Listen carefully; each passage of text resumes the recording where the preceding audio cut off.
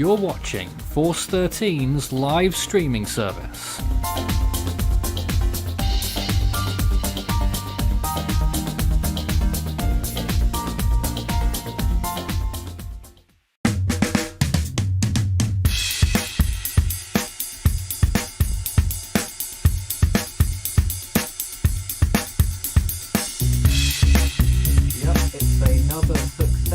Day of tracking Hurricane Isaias, and we've been very busy over the last week or so with these tropical cyclones, and you might ask why, we don't expect this kind of thing. Well, we do, it's just that we expect it in the beginning of September and not the end of July into the first day of August. But here we are once again tracking this Category 1 hurricane, which is going to reach Florida later this evening. Right now, it's stumbling over Andros Island in the Bahamas, and you can see how close it is to Florida now. And shortly, we'll show you some radar of that as well. My name is Nathan Foy, and hopefully I've got the right microphone. Maybe it wasn't. Maybe that one's the right microphone. I don't know what happened there. Let's see if we can introduce our team, which consists this hour of Elliot, Ike, Andrew, Alan, Strat, and Euxinator. A few new faces today. Morning. Morning. Hi, good morning. How's everybody doing? Good morning. So, we had an issue there with my microphone on the intro. I was explaining that because I faded up the wrong microphone, so I think it went blurry somewhere. We are tracking Hurricane Isaias, and we're here again with more storm tracking once again. It's been a crazy start to the Atlantic hurricane season this year, and it's going to move towards the coast of Florida later today. Will make its closest pass overnight for many places, and right now stumbling over Andros Island. National Hurricane Center have just put it down slightly to 80 miles per hour and a pressure of 987. That's the latest update from the National Hurricane Center as of 11 a.m. We've got a team here who have been tracking this storm for quite a while now. Who shall we speak to first? Let's get Euxinator on the air first, because you're in Florida and closest to this storm right now. Yes, I am. And I've heard that it has actually slowed down, which is actually really concerning. Yesterday, in my area, it was raining a little bit. From just an isolated thunderstorm that just was a pop-up. But if I can quickly look at the Miami radar, you can start to see some of the outer band, most outer bands of the storm starting to come into frame on the radar scope radar. Yeah. But so this storm is actually getting really close to the coast. And my main concern right now is probably rain and tropical storm force winds where I'm at. But for those on the East Coast, I think I'd be concerned about storm surge. Storm surge watches in effect. They haven't been turned into warnings just yet.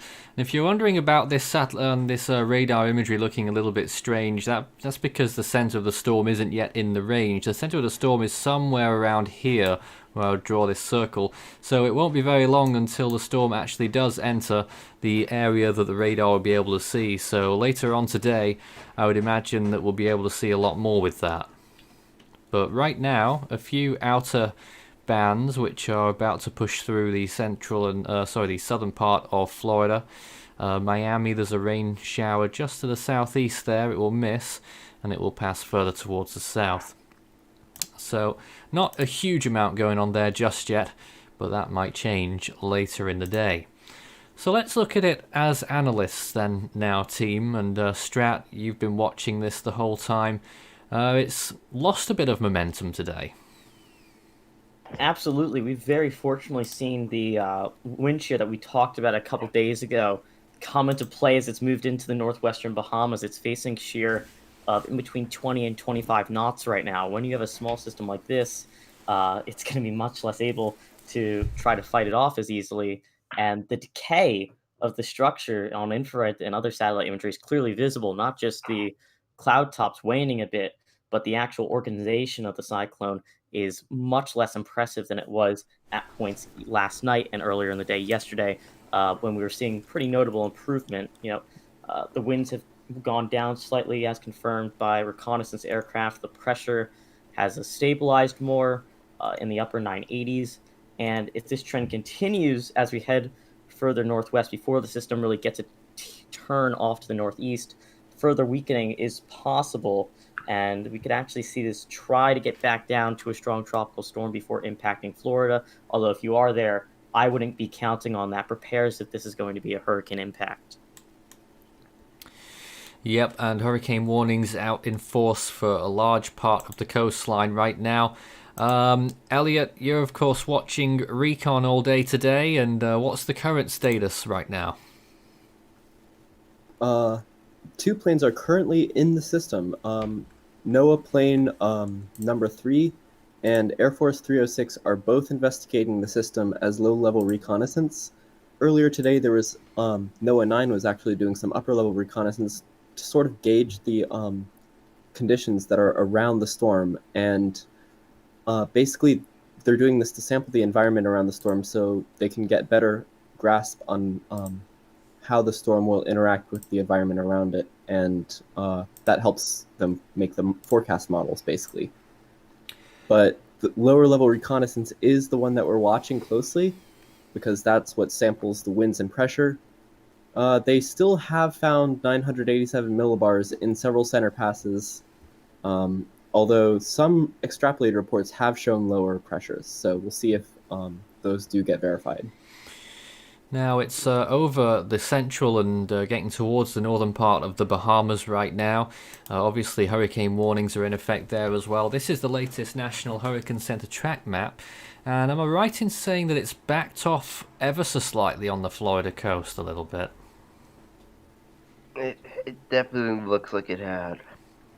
Yeah, it's done so by a small margin, really. A bit of the model envelopes that were more aggressive in trying to bring this thing at least slightly inland, such the GFS model, have backed off a little bit in the overnight hours as the 6Z runs. Same with the European as well. Yesterday, the last 12Z European model run while we were live last night was indicating that this could push a bit inland into the Florida Peninsula.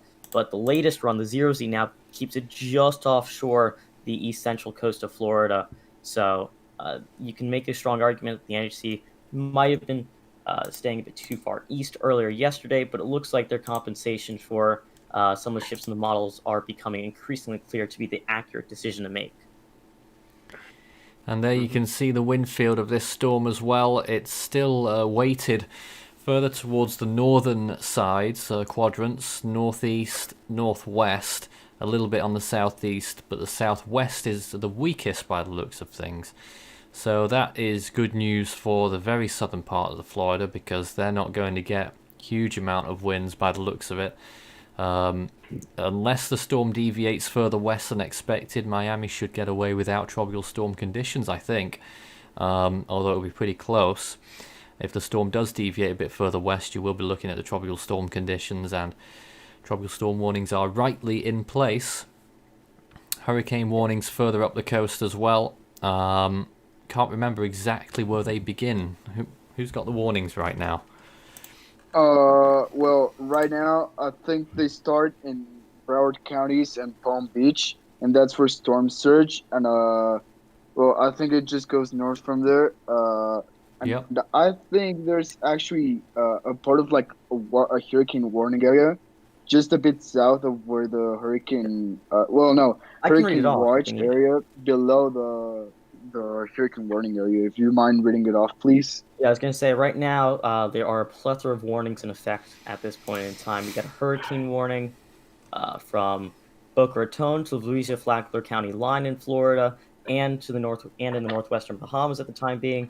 There's a hurricane watch in effect for the Jupiter Inlet to Ponte Vedra Beach in Florida, and there's also a tropical storm warning in place for north of Ocean Reef to south of Boca Raton in Florida and Lake Okeechobee, and also from the Louisiana-Flagler County line to the Ponte Vedra Beach in Florida as well, with a tropical storm watch in effect for north of the Ponte Vedra Beach in Florida to the Altamaha Sound in Georgia, and there are some storm surge watches in effect as well. And I don't know if you have the exact graphics pulled up right now, but they're expecting peak surge along parts of the central East Florida coastline from 2 to 4 feet at the time being.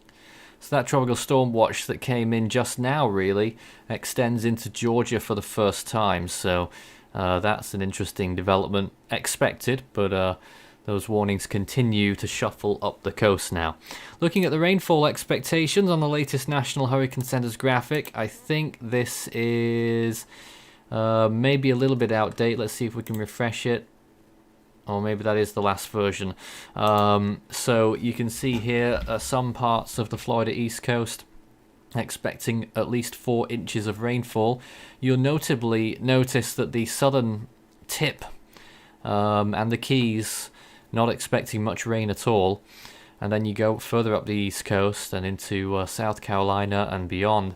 You're looking at 4+ inches, and the Mid-Atlantic region into the Northeastern region there as well, looking at significant rainfall amounts. Strat, maybe even your place at 4 inches. It's going to be interesting to see, because now we're getting a bit closer than we were yesterday and 2 days ago to potential impacts in the Northeast now. It's really less than 4 days away at this point, a bit over 3. So you can say with more certainty than yesterday that impacts in the Northeast are increasingly likely, as even though a landfall in Florida is still possible, the storm overall is going to ride up the coastline, and that's becoming increasingly clear from the model consensus and NHC forecasts, which, at least at the point near the Northeast, haven't shifted too much lately. So it's definitely going to be something to monitor if you're up here in the Northeast. Okay, let's spend a few moments taking a look at the wider picture right now. This is the North Atlantic as a whole. We've also got Tropical Depression 10 that you can see on the far right-hand side of your screen. Imagine that, 10 tropical cyclones already, and we're only up to the first day of August. The peak of hurricane season is still 5 or 6 weeks away, and we've already had 10 cyclones. It didn't become a tropical storm, not quite, according to the National Hurricane Center, so it doesn't get the J name. We've also got an area of interest in between the two, that small little area not far from the Lesser Antilles, and that could have a chance of becoming a tropical cyclone as well. Looking at the Eastern Pacific, things are fairly quiet, so we'll move on quickly. In the Western Pacific, 2 storms have got named. On the western side, enormous tropical storm Sinlaku is about to make landfall in Vietnam, and also tropical storm Hagupit has just formed a few hours ago northeast of the Philippine Islands, and it will move through the very southern islands of the Japanese Ryukyu chain and then head towards the east coast of China. Could be a tropical storm impact for Shanghai, perhaps. So we'll keep watching that one pretty closely over the next few days as well. So 2 storms in the Western Pacific on the first day of August, just after we had the quietest July. That was a strange laugh. The quietest July since 1886 over there in the Western Pacific. It decides to throw out 2 storms straight away in August. So there we go. Yeah, because it's 2020. It is indeed, as I keep finding out. So looking at the convection on Isaias right now, it's waning near the center of the storm. Why is this, I guess, is the leading question. I think it's a combination of land interaction with Andros Island, but it's also likely due to the shear and dry air problems it's been facing over the past day or so. Those have really taken a toll on the structure, and you sort of almost see an exposed center over Andros Island. Oh my goodness. Unvisible. And actually, now that you talk about You're it, right. The storm has tried to form at night. I've already 4 times through the night. It couldn't do it. I would say personally it's because of the shear and the dry air, and also because of the land interaction.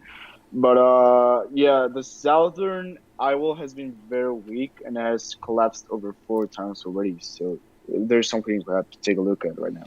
Yeah, I mean, the system's currently facing shear of 20 to 25 knots, and it could get up to 30 knots at the mid-levels right now with the steering currents in the upper levels, those directions of the winds going contrary to the actual flow that the system is moving in, and that creates shear that tries to displace convection and such. And then furthermore, on top of that, that's allowing the drier air that's been an issue for the storm ever since it left Hispaniola to really keep somewhat of a hold over the core of the system and inhibit really further intensification up above the 85-mile-an-hour peak that we've really seen. And like Elliot said as well, the center, as of the latest update, is marked over Andros Island. So land interaction, when you have an exposed center, could be a bit more of a problem than you would normally expect for a system chilling over the Bahamas. The more I'm looking at that satellite imagery, the more it looks like the center is indeed right over the northern part of Andros Island. Another little mystery right now, perhaps, is to do with the storm's pressure, and where are we with the storm's pressure right now? Because we've seen from the previous advisory it was 85 miles an hour, 988. Now it's gone down to 80 miles an hour, but the pressure's gone down to 987. And I hear Recon is getting lower pressures. Are they? Yeah, they've actually gotten it extrapolated 978, which could translate to about lower 80s. Which seems kind of weird with the storm right now currently weakening on wind force, wind speed. But it's definitely going downward. From the last Recon passes, almost all of the passes they had over the center had low 80s. So there's something we have to take a look at that as well. It may still be going down as we talk right now, even if the wind speed is still going down. I think Elliot's got the Recon too, but from what I'm seeing right now, at least, there's two planes in the storm. You got the Air Force 306 plane and the NOAA 3, all updated. Actually, their last passes, the NOAA 3's minimum flight level pressure, extrapolate down to surface, was around 990 millibars, and the Air Force plane was getting a bit down closer to 985 millibars, but that was also taken closer to 2 hours ago now, so it's not as up to date, really. Overall, it's definitely looking much more disheveled. Yeah, now that you say that, NOAA 3 Mission 12 has already finished. It's already heading out of the storm. But the Air Force 306 Mission 13 is still going, and it's apparently going to make another pass through the center right now. And I will keep you guys updated on that. I've been keeping a close eye on it. So, yeah. Yeah, maybe you could show us the graphs of what of the observations of the Recon aircraft from Air Force 306, which are showing that the pressure has been dropping constantly below 985. Actually, the dropsons haven't actually been registering that on the Air Force plane, at least. They've been registering in the lower 990s, in fact, but I'll check on the... Interesting. So a bit of a discrepancy there, perhaps. Yeah, here's the NOAA plane. That's the one that recorded 987, and that's likely the one that the National Hurricane Center based the pressure for this advisory off of. That must have been some time ago, because the storm's a good few dozen miles northwest now. Yeah. Of where that fix was. Yeah, I'm not sure that they dropped the dropsonde over the second center fix that they tried to do, because it might have been over land at that point. Yes. That's probably true. I imagine they don't put dropsondes over land areas for obvious reasons.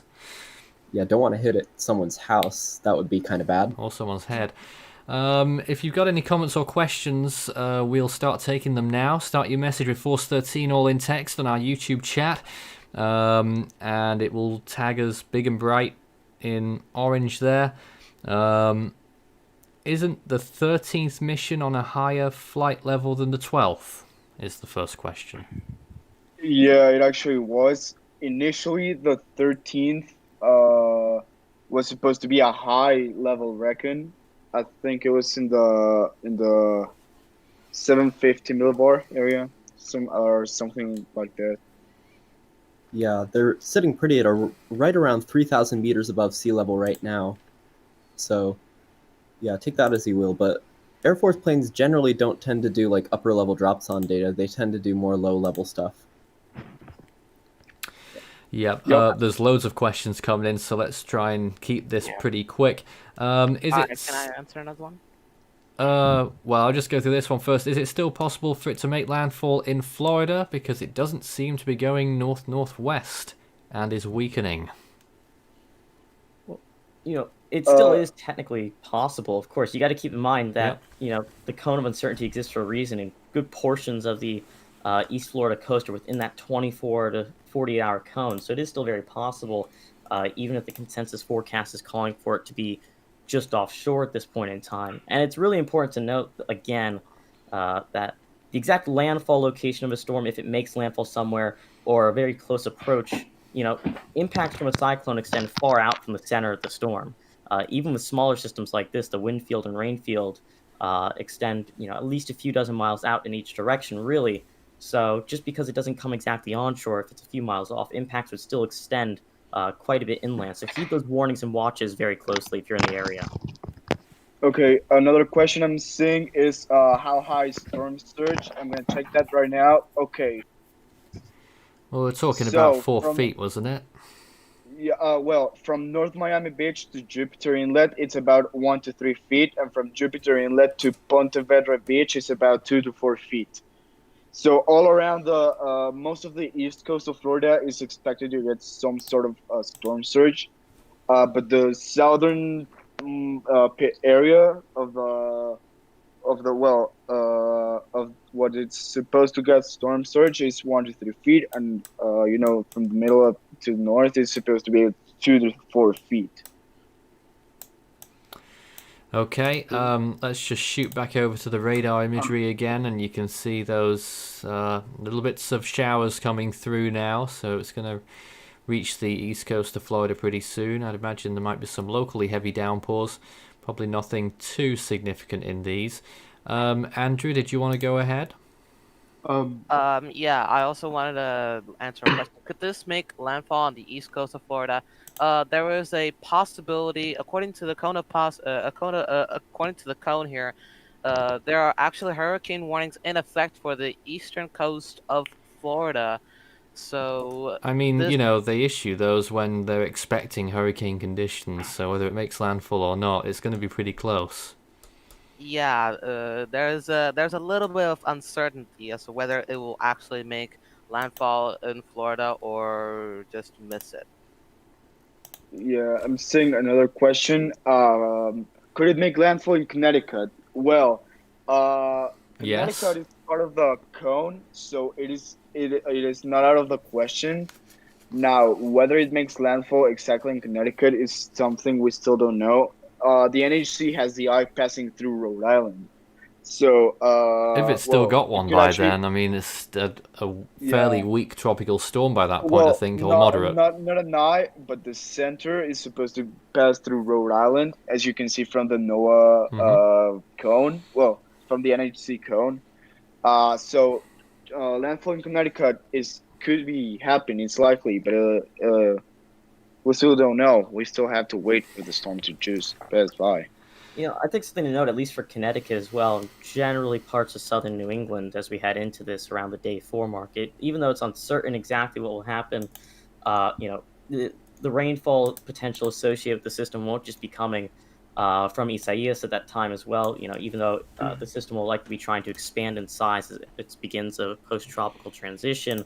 But there's also going to be a trough that's going to be cutting in, and that's what's going to be picking the storm up the coastline. So rainfall could easily be elevated by that as well as Isaias. So generally right now, parts of the mid-Atlantic into southern New England are now expecting isolated local amounts up to 6 inches now, with the latest Weather Prediction Center forecast up a bit from yesterday when we were looking more at 2 to 4, really. Yep.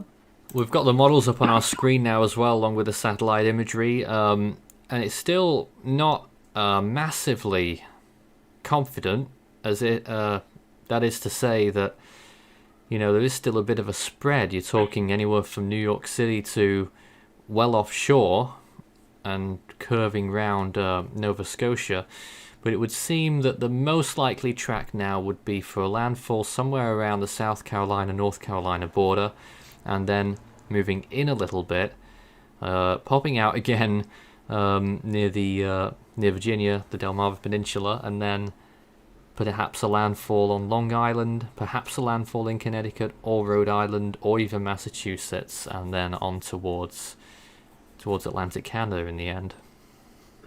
Yeah, I'm seeing another question. Could it strengthen as it goes, as it gets close to Carolina. Well, the Gulf Stream right now has relatively good conditions, so it definitely could happen. I was seeing some conversation of it could actually be reaching Cat 2 as it goes through Carolina. I don't expect that myself, but it could still happen. I was, but looking at the latest storm appearance, it's not looking that good for it right now. But sea surface temperatures, you can't underestimate those in the Gulf Stream. What I can say is that after landfall in North Carolina, or potential landfall there, assuming it does, that will probably be the last that you'll see of the storm intensifying. The chances will be up after that.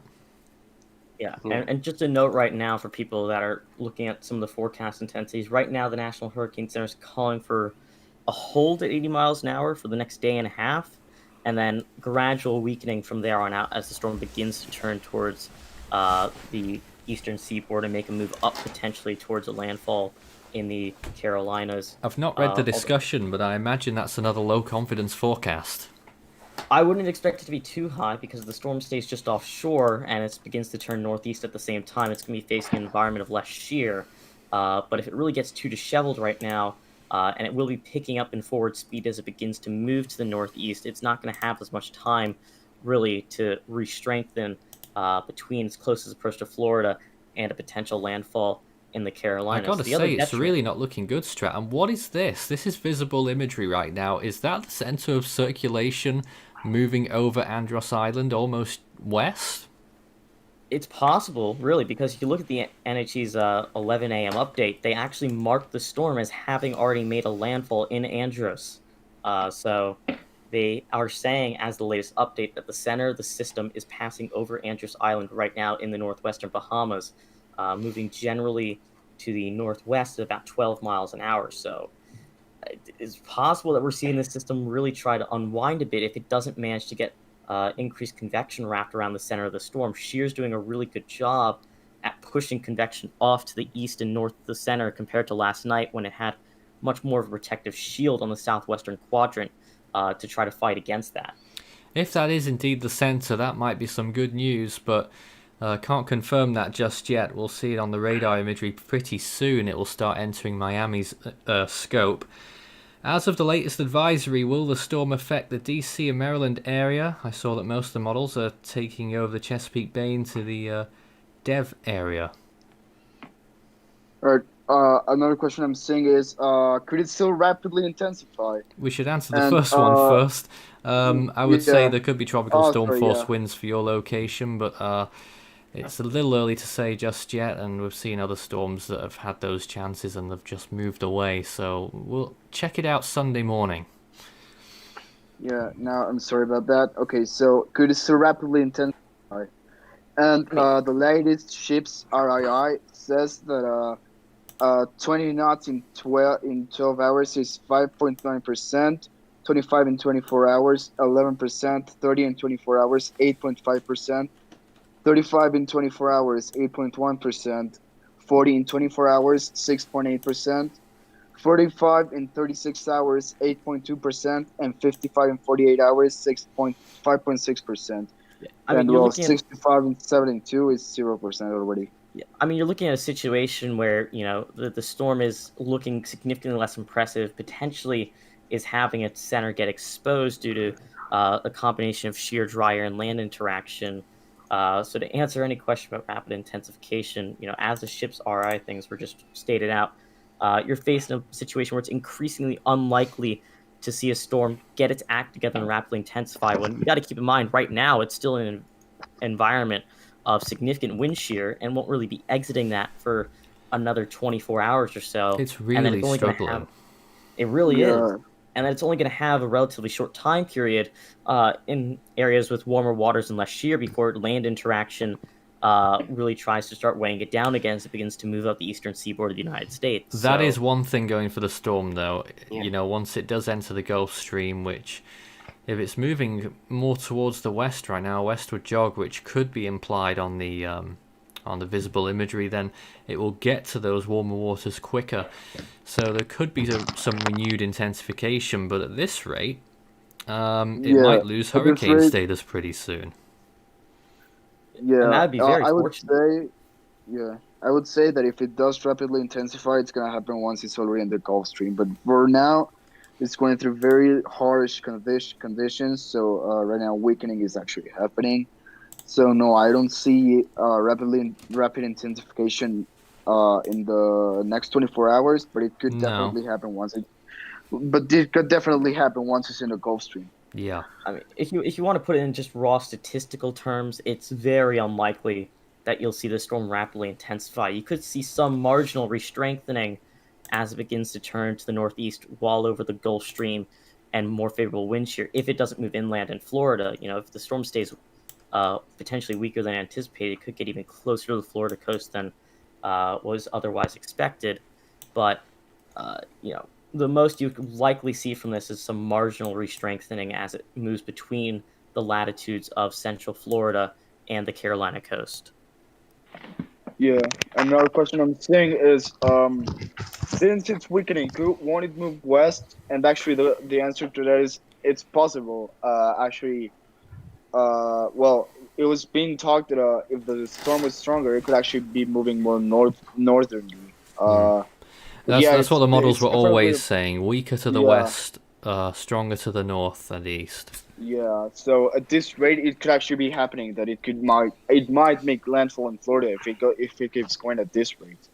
Yeah, you know, the cone of uncertainty exists for a reason, and good portions of the eastern Florida coastline are within the 12 to 24-hour cone right now, so it is possible, and it's always important to note that conditions from a cyclone and hurricane extend significantly far out from the center, even with the system that's looking more exposed and bare right now, like Isaias, as it continues to move over Andros and the Bahamas. So just because a landfall isn't exactly forecast at the moment for Florida doesn't mean you shouldn't lower your guard at all. The National Hurricane Center has issued hurricane warnings for a reason, because they are expecting the possibility of hurricane conditions along portions of eastern Florida. So that really is the center right now, it looks like. Which is really interesting, because I'm not sure what this fully means, because it means that it will enter the Gulf Stream more quickly. It means that southern Florida is still in play, and it means that there is a chance for rapid intensification in those areas. We've seen storms done it before. The classic example is Andrew, although it wasn't, this isn't a Category 4, like Andrew was, but it's still, it really bumped up when it was moving in towards Homestead. So anything can happen, but very interesting to see how ragged it's looking right now. Yeah, and in terms of getting potential impacts for southern Florida down pat, it's kind of been a slingshot, if you would say, bouncing back and forth in terms of outlooks from the National Hurricane Center. 2 days ago, we were looking at over 35% for Miami. Then it went down to 18%. Last night, it was back up above or at 39%.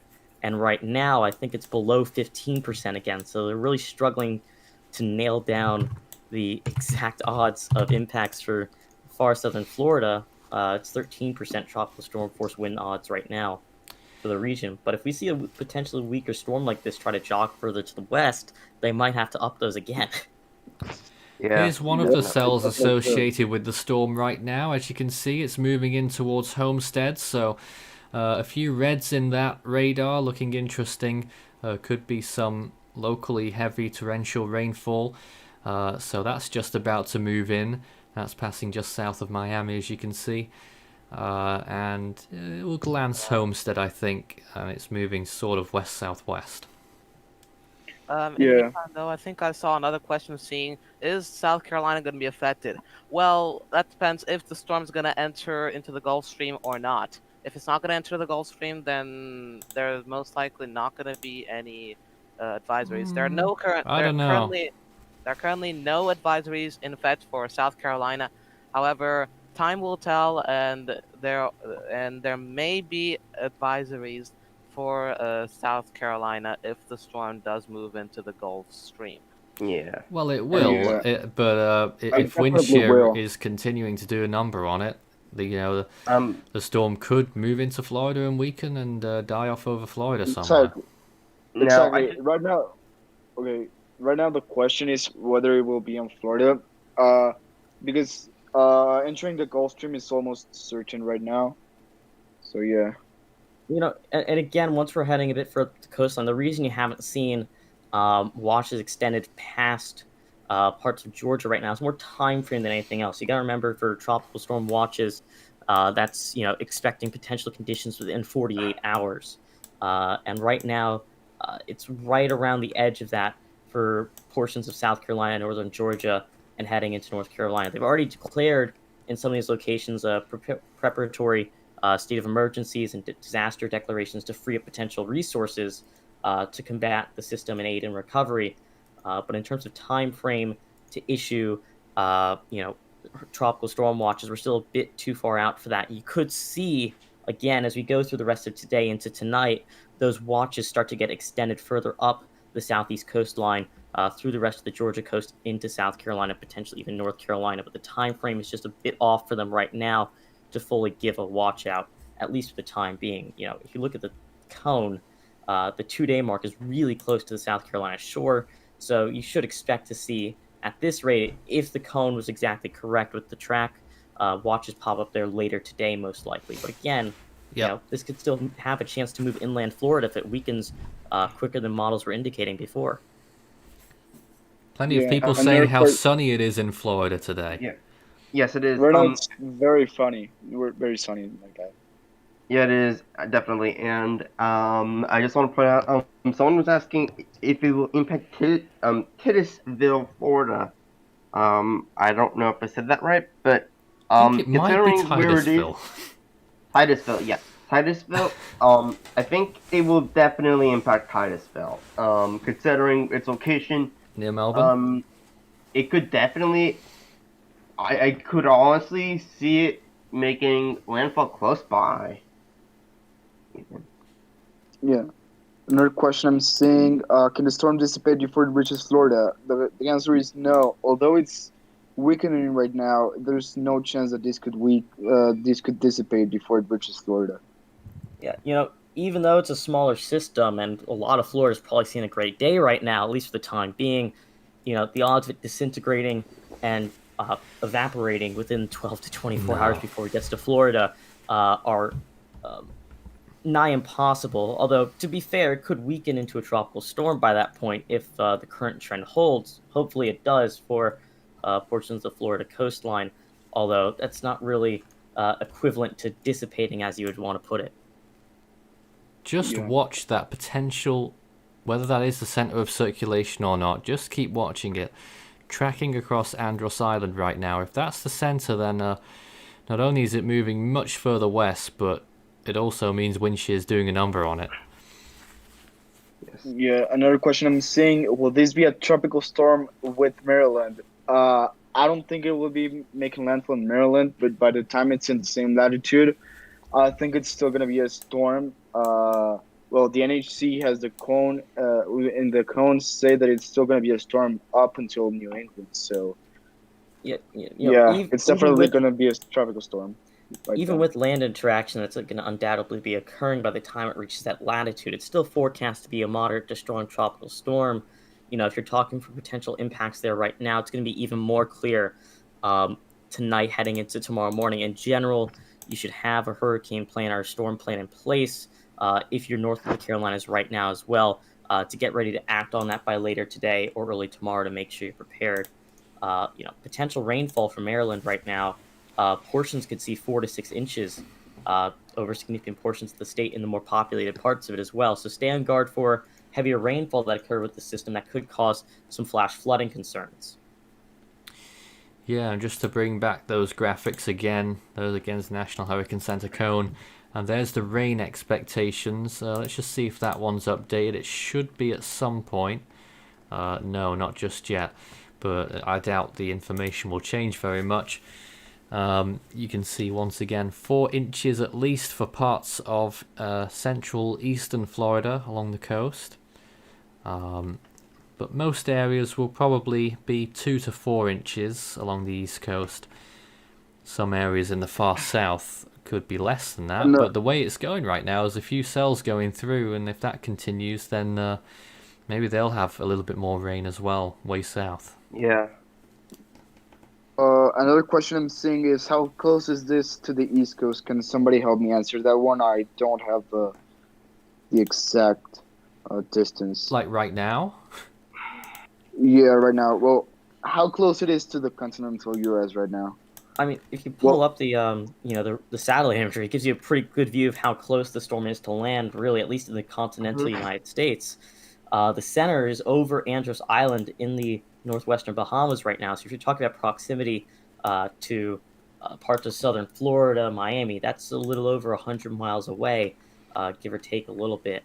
But in general, the storm, if we're talking about when it's going to get closest to portions of the United States, Florida's expecting its closest approach in between 12 and 36 hours from now. Georgia and the Carolinas between 1 to 3 days, and then portions of the northeast of the United States will be in between days 3 and 4 right now. So the miles are ticking down. 141 miles from Key Largo right now.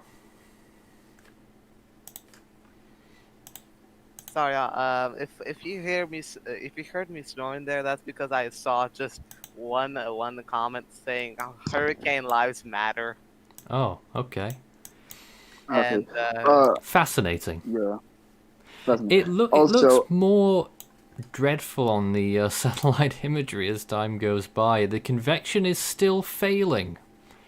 Yeah, that's what I was about to say. Right now, convection is in the, I would say, in the high 60s right now. So it's definitely warming up. If you can show the GIF of the convection in the live stream, I would appreciate that. We've got the infrared here. Elliot, are Recon finding anything notable? Recon do seem to be finding, well, NOAA 3 did leave the system, but Air Force 306 still is doing some sampling, and they found what it seems around 987 extrapolated, and that's over Andros Island. But they are finding some SFMRs near 60 knots, so it's not entirely clear whether it's rapidly weakening or gradually weakening. Could you just enlarge that one for us that you're looking at? Okay. Can we... the track? Yeah, and another thing, the Air Force 306 is, right now, it's just above New Providence in the Bahamas, and it's actually showing winds greater than 60 knots, just about southwest of the island. So there could definitely be something very strong in that island right now. Looking at this imagery then, Elliot, I can't quite tell on my screen, but does it look like the center of the storm is at least halfway west over Andros Island now? I would say at the very least it's halfway. At the very least. I wouldn't be surprised if we see it emerge back over the Western Atlantic in the coming hours. In which case, it's almost certain that that is the center of circulation on the left-hand side of Andros Island, about to emerge back over water here. This is very interesting. It's a significant jog to the west, but the storm is looking worse by the hour. Which is good. Yeah. Which is good. Another question I'm saying is, if this wasn't for wind shear, would it be a major hurricane? I wouldn't think so. Yes, it would. It would. Yeah, it would. It would. It would. It really would if it wasn't for wind shear. Wind shear's been 20 to 30 knots for days. You know, I personally think that because of the dryer, it would be like a Cat 2 right now. And also because of the land interaction, but maybe, yeah, but I think it would have got to 3. By now, it would be in a Cat 3, and you know the Bahamas, not exactly that area, but the Bahamas got slammed by Dorian last year, so there's still some reconstruction things going on. So it would definitely be a very hard hit if this would have hit as a major. Yeah, I mean, we talked about this yesterday, and I don't think we've said it again yet today, but it's important to reiterate. You know, a month can make a big difference when we're talking about the favorability and conditions for a basin like the Atlantic, when we're talking about these tropical cyclones and hurricanes that are coming through. You know, if this is a month later, we might have been facing an environment with less dry air, despite some of its older land interaction, and potentially less shear as well in general as we get towards peak season in the area, although the upper level trough that's cutting down to try to pick this up to the northeast really is a bit of a different situation than just environmental shear about. But fortunately, we're seeing a situation where significant inhibitors are really taking a toll on the system for the moment. And that's really good, honestly.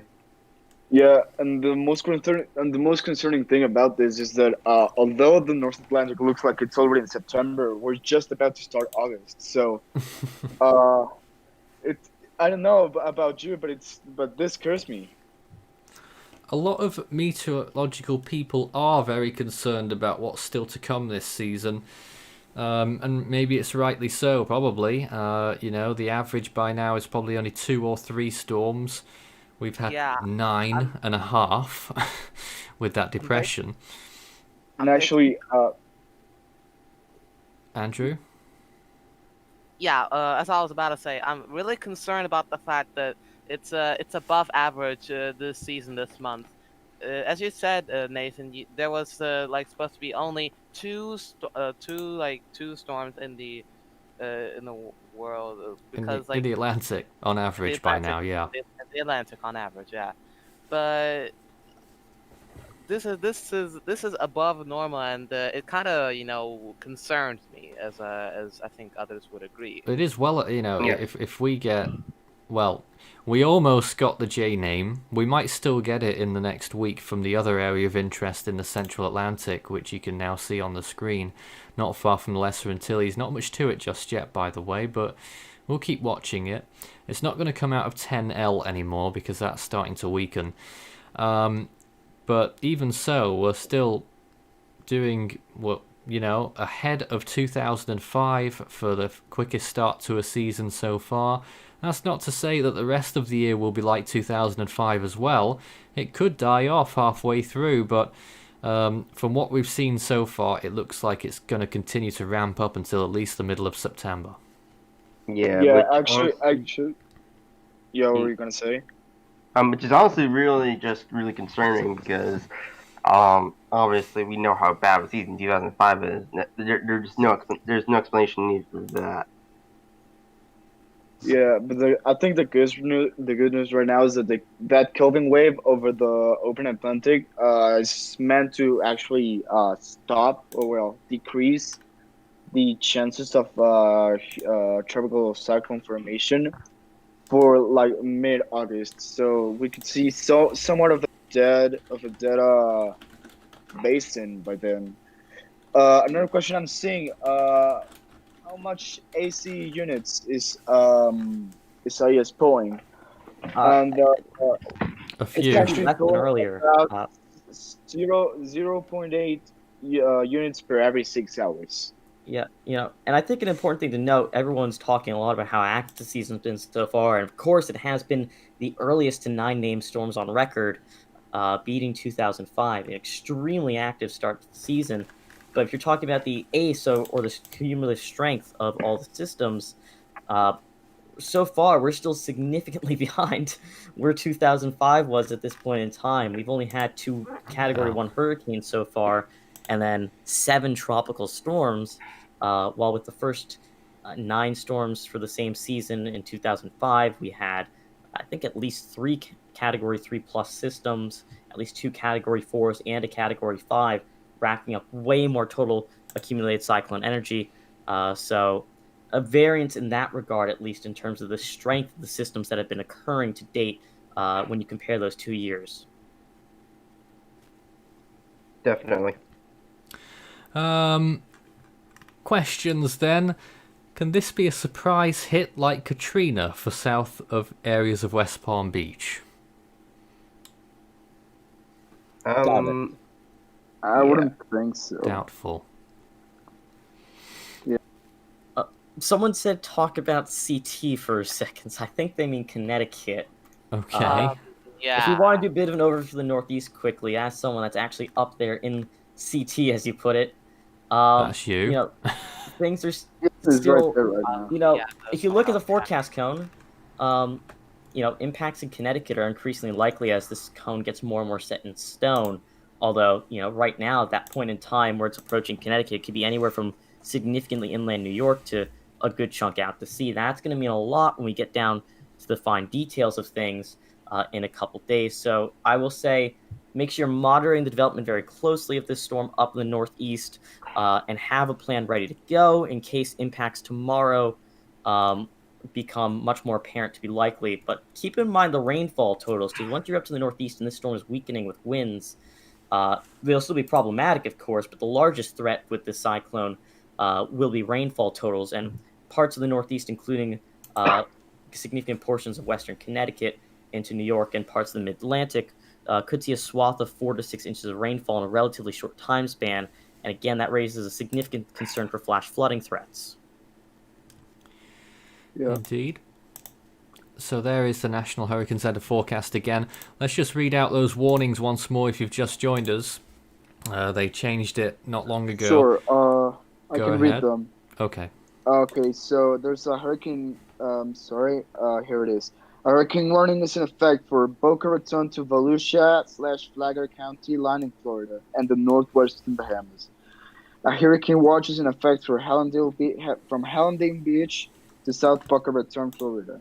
A storm surge watch is in effect for Jupiter Inlet to Ponta Vedra Beach in Florida. A tropical storm warning is in effect for north of the Ocean Reef to south of Boca Raton, Florida, and the Lake Okeechobee and Volusia/Flagler County line to Ponta Vedra Beach, Florida. And the tropical storm watch is in effect for north of Ponta Vedra Beach, Florida to Altamaha Sound, Georgia.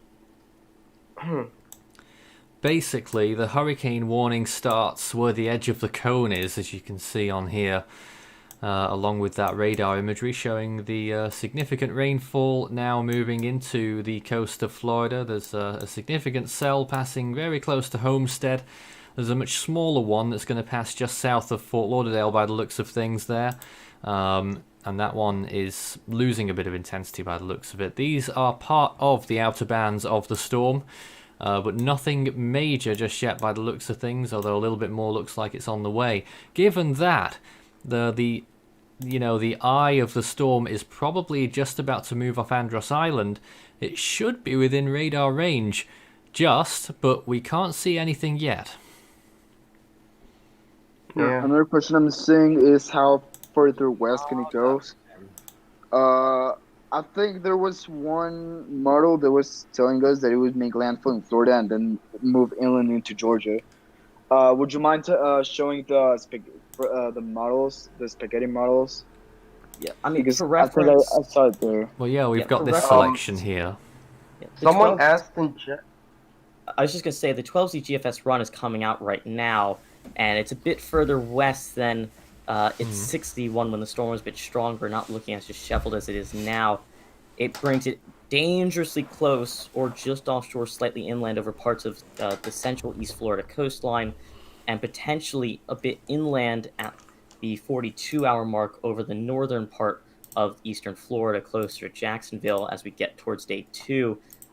From 8 a.m. Eastern Time is when the initialization of this occurs. So that would be at 2 a.m. About Monday morning. And then it curbs it off towards the northeast, making a landfall near the South Carolina-North Carolina border at hour 66, and then beginning to plow up the northeastern coastline from there, bringing significant rainfall on this model. And this has really been the consensus at this point, that the northwestern side will have potentially significant rainfall totals once we start moving up the eastern seaboard more. Yeah. Another question I'm saying is, can Miami expect tornadoes? No. Isaias is not expected to make any tornadoes. Well, it's very unlikely. Can't rule out a tornado. Well, especially for Miami, I would think that if it does make a tornado, which is very unlikely, it's going to be a bit more northernly. I think there might be some water spouts. Yeah. Isaias so far has been a relatively unpredictable storm, so I wouldn't just rule them out. But no, it's very unlikely that tornadoes can happen, especially in Miami. I agree. How bad will rainfall be for neighbouring Caribbean countries? Well, that's more of a past tense question now, because apart from the Bahamas, it's over and done with, really. Do we have any rainfall totals for the other islands yet? No, I don't think we have yet. But I'll see if I can get some report on that tonight. What we have seen is that there has been some significant flooding in Puerto Rico and in the Dominican Republic, and I'd imagine Haiti as well. I was reading actually something earlier that there were about 8 inches in Exuma in southwest, no, southeast of the current Andros Island and the Yep. Andros Island and New Providence. So I think it was 8 inches. Now another question, random question, but do you think there will be a storm that will cross South Florida and then strengthen in the Gulf and hit Louisiana like Katrina did in 2005? Well, that's very unlikely. What? I don't know. That's not really the person asking that. With the current steering current, this isn't the same thing as a path like Andrew or Katrina, where it's able to get shoved over into the Gulf of Mexico and stay over there and have odds of re-strengthening. You have the ridge to the north and east of the system that's been a bit stronger than anticipated, which is allowing this right now, along with it potentially being a bit weaker than models were expecting at this point in time, to make a dangerously close approach to Florida.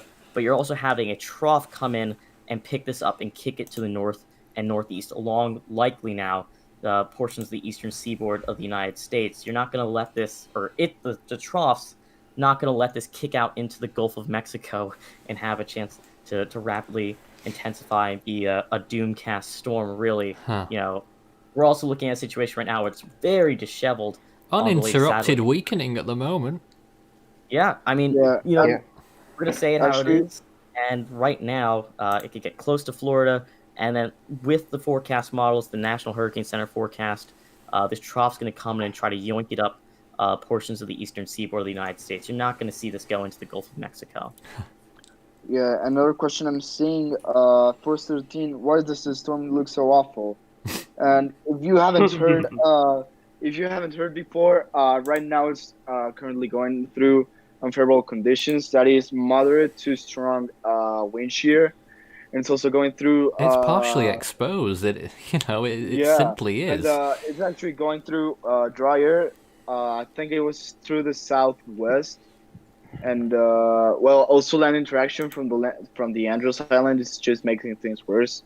So, yeah, that's why the storm is looking so awful. And actually, when I was seeing the satellite images for this, I didn't think it was a hurricane. Like, I know it's a hurricane, but it just doesn't look like one. Well, we're going to finish up in a moment because not too much is developing with the storm, but if it did rapidly intensify or show any signs of it, we'd be back live in a heartbeat. As it stands right now, our next live stream will be later this evening, probably at about the usual time we've been doing recently, about 7 p.m, maybe a little bit earlier. Just stay tuned on the YouTube channel for future live events. Let's just do another recap what's going on around the world. We've got Tropical Depression 10, which is passing north of the Cape Verde Islands now, weakening, so its chances of becoming the next named storm are over. And also you've got that other area of interest in between the two systems, which could have a chance of developing. In the Eastern Pacific, things are mighty quiet. There's a disturbance or two, but nothing's going on here. The Western Pacific saw 2 new faces today, which has doubled the total number of storms in the Western Pacific so far, from an uncharacteristic 2, when it ought to be about 9 right now, to 4. And on the left-hand side is the enormous tropical storm Sinlaku, which is about to make landfall in Vietnam right now. And comparatively, tiny Hagapit, as it moves towards the very southern Japanese islands, and eventually it will move towards China. We will probably have video updates on these 2 storms as well, certainly on Hagapit. We might not have enough time to get one out on Sinlaku before it makes landfall, but it's a huge thing. And that's everything that's going on around the world right now, so closing thoughts from the team at this point. Go on. I was just going to say, we're dealing with a complex situation right now with the hopefully continually weakening Isaias, which is still posing life-threatening risks to the Northwestern Bahamas, parts of Florida, most likely within the next 24 hours, potentially up the eastern seaboard. So if you're in the potential path of this system, please stay informed and stay safe. Make sure you have your plan in place, ready to go. If you're in Florida, any preparation should be done within the next several hours. Further up the coast, make sure they're done tomorrow at the latest. And in general, if you're watching this at all, stay safe and stay informed. Yeah. I would I would say that well, it's still weakening, but we can't you know, just we should keep an eye on Isaias either way. If you see still. If you see a live icon next to our channel name, you'll know what's going on. It'll be intensifying again, so definitely check back in if we go live again on this shortly. Yeah. But as it is right now, we'll be back later this evening, about 7 p.m. Eastern Time, maybe a bit earlier. We'll see how it goes. You can stay up to date. Thanks, team, by the way. You can stay up to date with the latest on our outlets, Facebook and Twitter. Search Force13 all in text. You can send an email to contact@force13.com or chat through our Discord server live with other storm trackers and people who are looking out on this one. Discord.gg/Force13. That's all from here. We'll be back again later today. Have a great day.